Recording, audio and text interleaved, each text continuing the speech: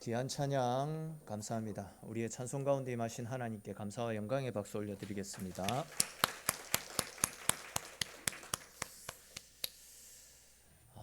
우리 32절까지 좀 긴 본문의 말씀을 읽었습니다. 사실 오늘 본문의 말씀은 내용을 파악하는 것이 중요한 것이 아니고 이 32절, 32절에 등장하는 이 사람들의 이름을 하나하나 다 불러주는 것이 중요하다 싶어서 조금 무리를 해서 처음부터 끝까지 말씀을 다 읽었습니다.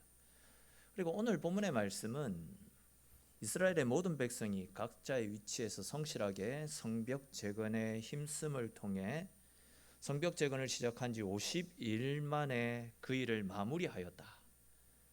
이렇게 기록을 해도 문맥상 큰 문제가 되지 않는 내용입니다.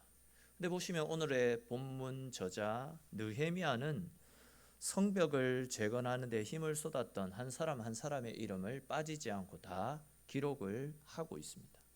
그 이유가 무엇이겠습니까? 그것은 하나님의 집, 즉 교회는 어떤 특정한 사람들에 의해서 세워져 가는 곳이 아니라 우리 성도 한 사람 한 사람, 우리 한 명 한 명에 의해서 함께 세워져 가는 곳이 교회라는 사실을 가르쳐 주시기 위해서입니다. 즉 교회는 목사 한 사람이 특출나다라고 해가지고 그 교회가 세워져 가는 것이 아닙니다. 또한 장로님들과 안수집사님들, 권사님들 이렇게 중직자들이 특출나다라고 해가지고 건강하게 세워져 가는 것도 아닙니다. 진짜 건강한 교회는 어린 아이에서부터 노년에 이르기까지 모든 성도들이 각자의 위치에서 자기가 감당해야 될 일들을 성실하게 믿음으로 잘 감당해 나갈 때 그때의 교회가 비로소 건강하고 아름답게 세워져 가게 되는 겁니다. 이런 관점에서 오늘 본문의 말씀을 좀 더 자세히 살펴보면서 건강한 교회는 어떤 곳인지, 또 우리가 건강한 교회를 세워 나가기 위해서 어떤 자세로 주님의 교회를 섬겨야 되는지 함께 살펴보도록 하겠습니다. 이 시간 가운데 말씀을 깨닫는 지혜와 또 하나님께서 나에게 부어주시는 나를 위한 특별한 은혜를 발견하시는 귀하고 복된 시간 될 수 있기를 주님의 이름으로 축원합니다. 자, 우리 13절에 기록된 말씀을 같이 한번 읽어봅시다. 13절 말씀 같이 읽겠습니다. 골짜기 문은 한움과 산호와 주민이 중수하여 문을 세우며 문짝을 달고 자물쇠와 빗장을 갖추고 또 본문까지 성벽 1000규빗을 중수하였고. 아멘. 이 말씀을 보시면 한움과 산호와 주민이 성벽 재건 공사를 위해서 봉사했던 내용들을 쭉 기록하고 있습니다.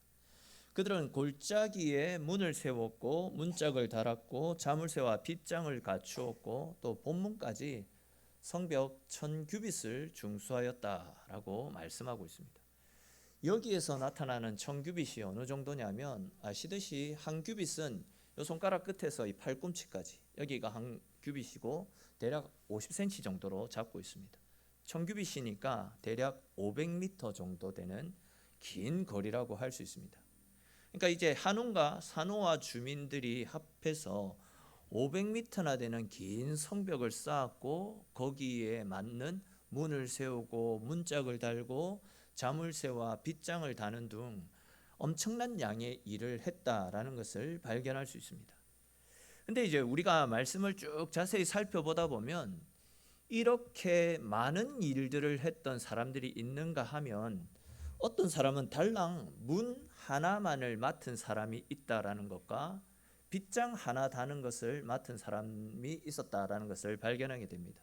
또 어떤 사람은 21절에 나타나고 있는 말씀처럼 어떤 사람의 집 문에서부터 그 집 모퉁이, 그러니까 자기 집 앞에 있는 뜰, 자기 집 정원 그 정도만 맡아서 섬겼던 사람도 있다라는 거죠. 근데 이제 중요한 것은 누가 많은 일들을 맡았느냐, 누가 또 적은 일들을 맡았느냐, 네가 많이 했냐 내가 많이 했냐, 이것이 중요하지 않습니다. 성경 어디에서도 누가 어떤 일들을 더 많이 했다, 즉 어떤 한 사람의 치적만을 공적만을 이야기하지 않고 있다라는 겁니다. 그 누가 많이 했다 더 부각시키지 않습니다. 모든 사람들이 함께 힘을 모아서 섬겼기 때문에 성벽이 온전하게 제대로 지어질 수 있었던 겁니다. 만약 이 성벽 중에서 누구라도 자기에게 주어진 일들을 제대로 감당하지 않는다라고 한다면 그 성벽은 완벽하게 세워지지 않습니다. 구멍이 생기게 되고 흠이 생겨나게 되는 겁니다. 다시 말해서 모두의 헌신과 모두의 섬김이 있었기 때문에 이 성벽이 100% 온전하게 완성될 수 있었지, 누구 하나라도 빠지게 되면 그 성벽은 성벽으로서의 역할을 감당하지 못하게 된다라는 겁니다. 그런 이유로 해서 오늘 말씀은 중간 어떤 부분만 발췌해서 그 부분만 읽고 나머지 부분들을 건너뛰고 그렇게 할 수 없었던 겁니다. 모두가 수고해서, 모두가 헌신해서 그들의 수고와 헌신이 합하여져서 이 온전한 성벽이 완성될 수 있었는데, 누구 이름을 빼고 또 누구 이름을 더 넣겠습니까? 여기에 나타나고 있는 모든 사람들의 이름을 빠지지 않고 다 호명을 해 주어야지만 성벽이 완성되어지는 것이지, 이 중에 한 사람이라도 그 이름을 빠뜨리고 그 사람의 이름을 호명하지 않는다라고 한다면 성벽은 온전하게 세워질 수 없는 것입니다. 주님의 교회를 세워가는 건 역시도 마찬가지 원리라 할 수 있습니다. 교회를 세워감에 있어서 중요하지 않은 일은 그 어디에도 없습니다. 다시 말해서 예배를 인도하고 설교를 하는 교역자들, 또 눈앞에 예배 중에 앞에 서서 눈에 보이도록 섬기는 성가대, 찬양대, 교사로 섬기면 더 중요하고, 반면에 안내위원이라든지 주방 봉사를 하고 교회 청소를 하고 이런 것들은 덜 소중하고, 교회를 섬김에 있어서는 이런 구분이 절대로 주어지지 않는다라는 겁니다. 모두가 다 똑같이 소중하고 다 중요합니다. 누구 하나라도 이 일들에 열심을 내지 않으면 교회 가운데 온전함이 사라지게 되는 겁니다. 교회는 함께 할 때에 온전할 수 있는 것이지, 누구 하나가 그 자리를 비우게 된다면 교회 성벽 가운데 흠집이, 연약함이, 구멍이 생겨나서 그 구멍을 틈타서 악한 것들이 들어와서 교회 전체를 좀먹을 수 있다라는 겁니다. 전에도 제가 예배와 관련된 말씀을 드릴 때 한번 언급드렸던 적이 있는데, 여러분 만약에 예배를 드릴 때에 말씀을 전해야 되는 제가 갑자기 급한 일이 생겼다라고 해가지고 예배 자리를 비우고 설교를 하지 않는다라고 생각해 보십시오. 여러분들 생각에 예배는 이제 망쳤다, 오늘 예배는 끝났다, 그렇게 생각하실 것 아니겠습니까? 그리고 목사가 단위를 비운다라는 거 절대 있어서는 안 되는 일입니다. 근데 마찬가지로 안내를 맡은 분들이나 헌금위원들, 또 성가대나 찬양팀 등 모두가 예배를 예배답게, 교회를 교회답게 건강하게 세워나가는 일에 헌신하는 분들인데, 나에게 갑자기 일이 있다라고 해가지고 그 자리를 비우게 된다면 안 된다라는 겁니다. 목사가 예배의 자리를, 강단을 지켜야 되듯이 교회를 섬기는 일을 맡은 분들은 그 누구도 예외 없이 그 자리를 목숨 걸고 지켜나갈 수 있어야 됩니다. 그 자리를 비우게 되면 온전한 성벽을, 온전한 교회를 세워나갈 수 없게 된다라는 겁니다. 교회를 섬김에 있어서 모든 영역들이 다 마찬가지라 할 수 있습니다. 내가 맡은 역할들을, 내가 앉아있는 이 자리를 소홀히 여기게 된다면 온전한 교회를 세워나갈 수 없게 된다라는 거죠. 그런 측면에서 생각해 볼 때 교회를 움직이는 것은 담임 목사나 교회 중직자들이 아니라 모든 성도들이 함께 마음을 모아서 성령 하나님의 도우심을 구하고 하나님과 함께 온 성도들이 함께 교회를 세워나가는 것입니다. 내가 섬기는 일들이 그리 많지 않아도 괜찮습니다. 또한 그 일이 그렇게 큰 비중을 차지하지 않는다 할지라도 아무 문제 없습니다. 오늘 본문 가운데 보시면 이 사람들의 이름 중 한 명이라도 빠지게 되면 공사가 완성되어지지 못하듯이 부실공사로 남게 되듯이, 우리 역시도 내가 무너지게 되면 교회가 무너지게 된다라는 생각으로 내가 내 역할을 감당하지 못하면 교회가 온전하게 세워지지 못한다라는 그런 사명감을 가지고 주의 교회를 섬겨 나갈 수 있어야 됩니다. 그렇게 내가 내 자리에서 주의 교회를 위해서 헌신하고 섬기는 것, 그것이 교회를 움직이고 교회를 건강하게 세워나갈 수 있는 밑거름 아니겠습니까? 이 자리에 함께하고 계신 우리 모든 성도님들 한 분 한 분이 주님의 교회를 교회답게 만들어가는 거룩한 존재다. 내가 하나님의 교회를 아름답게 세워나가는, 교회에 있어서는 없어서는 안 되는 귀하고 복된 존재다라는 사실을 기억하시고, 모든 분들이 각자의 위치에서 작은 일이라도 어떤 모양이라도 주님 나라와 주의 영광을 위해서 열심을 다해 섬김을 통해 우리의 헌신과 섬김을 통하여 지금보다도 더욱더 아름답고 더욱더 건강한 교회로 자라가는 우리 교회 될 수 있기를, 그 일에 더욱더 열심을 내시는 저와 여러분들의 삶이 될 수 있기를 주님의 이름으로 축원합니다. 자, 이렇게 느헤미야 시대의 모든 사람들이 성벽 재건을 위해서 열심을 다 쏟았는데요, 우리 앞에 화면 한번 보시겠습니까? 앞에 화면 한번 띄워주십시오. 저기 보시면 저 그림이 예레미야 시대 때 쌓아 올렸던 성벽입니다. 저렇게 보면 성벽이 어느 정도 되는지 좀 가늠이 안 되시는데, 다음 그림 한번 보시겠습니까? 저 빨간색으로 쳐졌던 부분들이 아까 우리가 봤던 그 성벽들이 지어졌던 부분이다라고 보시면 되겠습니다. 근데 다시 앞에 그림을 좀 띄워놔 주십시오. 자, 앞에서도 말씀을 드렸던 것처럼 어느 누구 하나 예외 없이 모두가 최선을 다해서 성벽 재건을 위해서 열심히 힘을 쏟아 부었는데, 근데 여러분, 이렇게 모든 사람들이 성벽 재건을 위해서 열심을 다했는데, 저 그림에 나타나고 있는 성벽 중에서 어떤 부분이 가장 중요하고 가장 견고해야 되겠습니까? 다시 말해서 적들의 침략에 대비해서 어디를 더욱더 견고하고 더욱더 튼튼하게 쌓아 올려야 되겠습니까? 어떤 부분인 것 같습니까? 대답을 못하는 것이 당연한 겁니다. 여기에서는 성벽을 쌓을 때는요, 어느 한 곳에만 집중해서 튼튼하게 쌓아 올려서는 안 되고, 모든 것을 견고하고 모든 것을 튼튼하게 지어야 됩니다.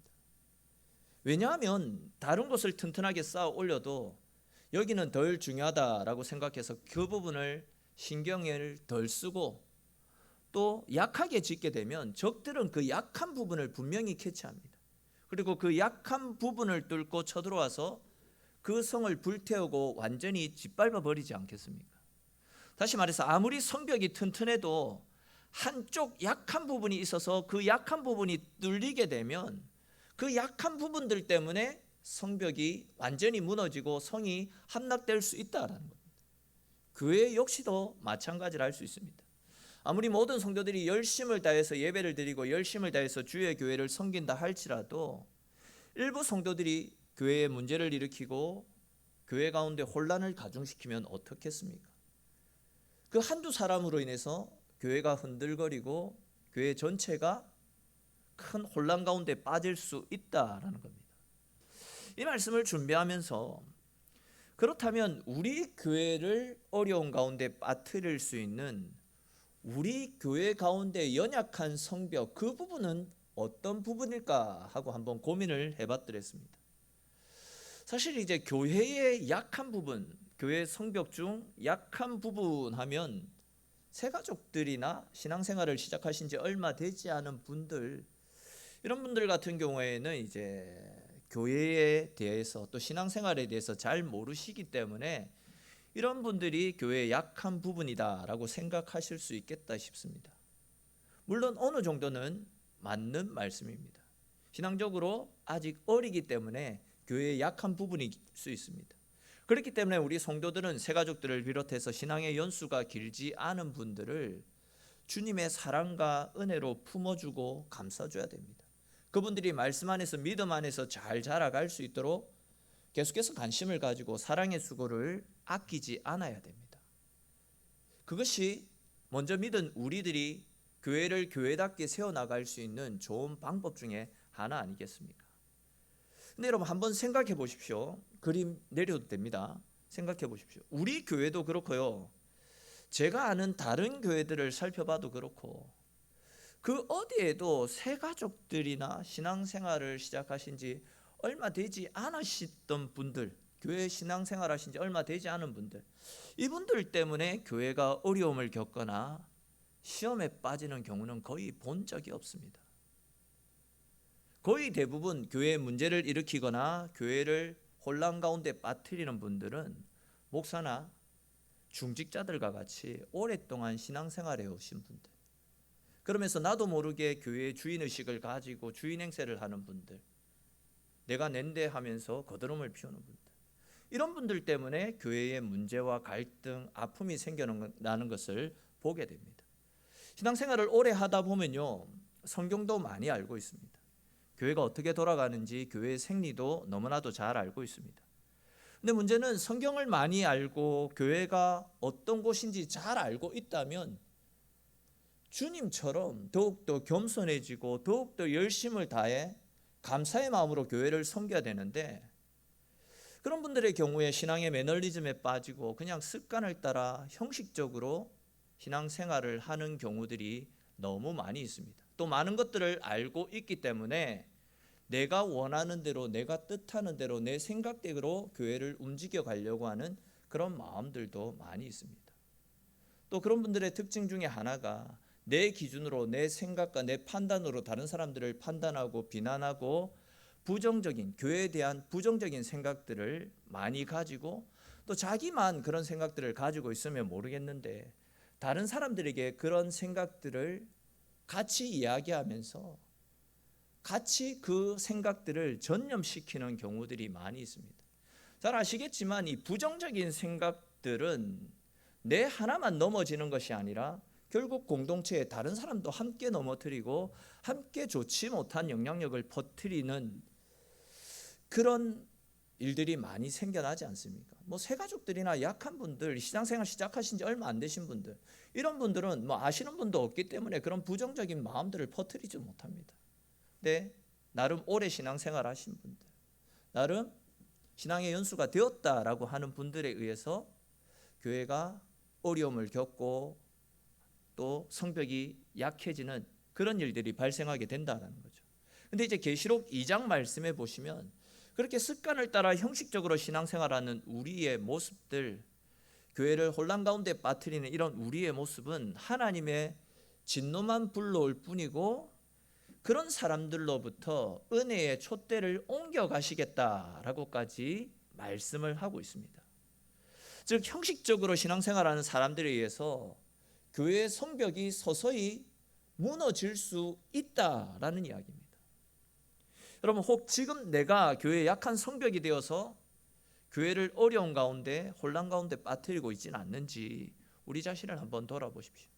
신앙의 연수를 자랑하지 마시고 날마다 새로운 마음으로 하나님께서 날마다 새롭게 나에게 허락하여 주실 새로운 은혜들을 사모하면서 날마다 주님을 새로운 마음으로 찾을 수 있기를 바랍니다. 신앙의 진보를 위해서 열심을 쏟아 놔야 됩니다. 무엇보다도 주님의 사랑을 회복하기 위해서 거룩한 몸부림을 칠 수 있어야 됩니다. 그때의 열정으로, 그때의 뜨거움으로 하나님을 찾을 수 있어야 됩니다. 잃어버린 첫사랑의 간격을 회복하기 위해서 날마다 주님 앞에 엎드리고 하나님이 우리에게 새롭게 부어주시는 하나님의 은혜와 능력을 힘입고 주님 은혜 가운데 승리의 삶을 살 수 있도록 주님을 찾는 수고들을 계속해서 나누어야 된다라는 겁니다. 오늘 나눈 말씀처럼 우리들의 안이라고 나태한 모습들이 교회의 성벽을 허물어가는 연약한 모습이 될 수 있다라는 것을 기억하시고 다시금 이전의 열정과 뜨거움으로 하나님을 찾으셔서 헌신되고 열정적인 모습으로 주님의 교회를 건강하고 아름답게 세워나가는데 열심을 내시는, 잃어버린 첫사랑의 간격을 회복해서 주님 나라와 주의 영광 위해서 더욱더 열심을 내시는 저와 여러분들의 삶이 될 수 있기를 주님의 이름으로 축원합니다. 자, 이제 마지막으로 한 가지만 더 생각해보고 말씀을 마치겠는데요. 여러분, 이 느헤미야서 말씀은 누가 기록한 말씀입니까? 느헤미야서는 누가 기록했죠?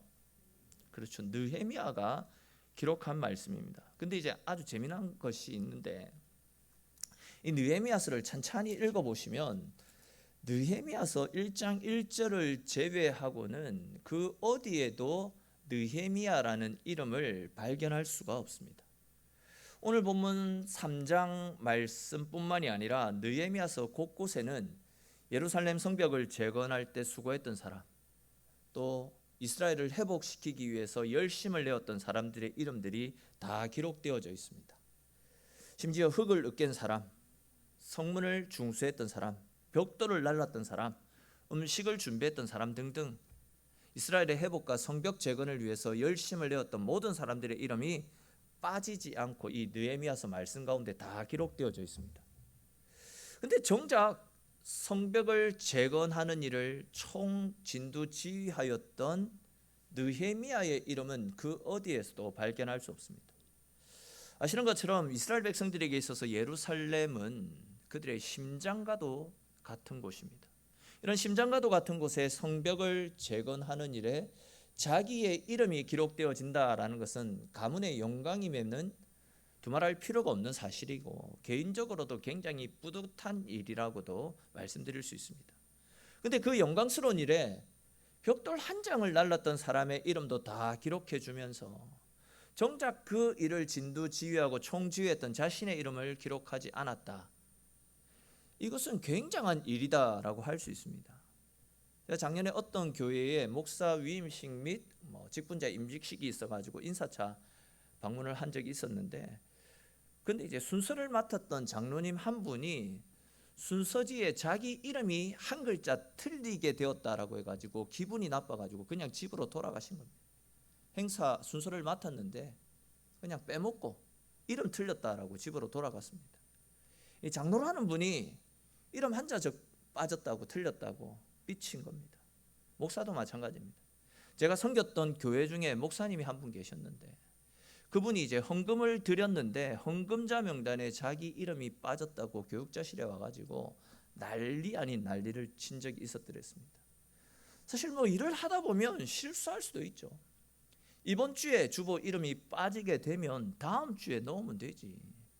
이름 한 번 빠졌다고 세상이 끝난 것 마냥, 그것도 목사라는 분이 이런 추태를 통해서 그 이름이 하나님 생명책에 상급책에서 빠지면 어떻게 하겠습니까?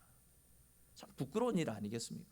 제가 무슨 말씀을 드리고 싶은 것이냐면, 이렇게 주보에 잠시 나오는 이름이나 어떤 행사 순서지에 잠시 기록되어지는 이름도 이렇게 이름이 틀리거나 이름이 빠지면 예민해지고 어떻게 해서든지 자기 이름을 정확하게 기록해 보고 싶은 것이 우리네 모습인데, 근데 주보나 행사 순서지와는 비교도 안 되는 한 나라의 역사책에 하나님 나라의 위대한 일들에 자기 이름이 기록된다면 얼마나 복되고 영광스러운 일이겠습니까?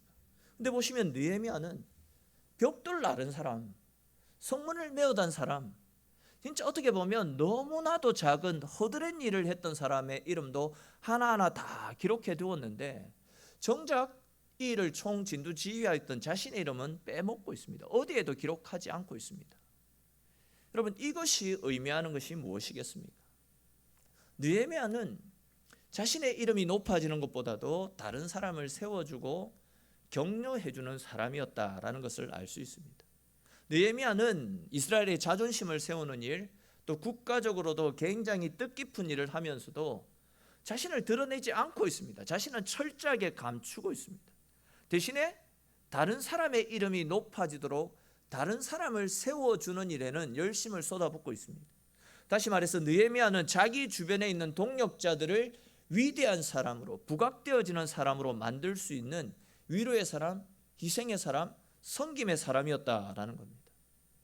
이런 사람들이 교회 가운데 많으면 많을수록 그 교회가 건강하게 아름답게 자라갈 수 있게 되지 않겠습니까?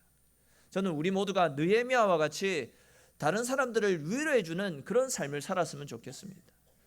특별히 앞에서 살펴봤듯이 교회에는 항상 건강한 분들만 계신 것이 아닙니다. 때로는 문제를 일으키고 때로는 교회를 어지럽게 하는 분들도 있습니다. 또 돌봄과 섬김, 사랑과 관심이 필요한 분들도 있습니다. 그런 분들 때문에 불편을 겪고 어려움을 겪는 일도 있을 수 있습니다.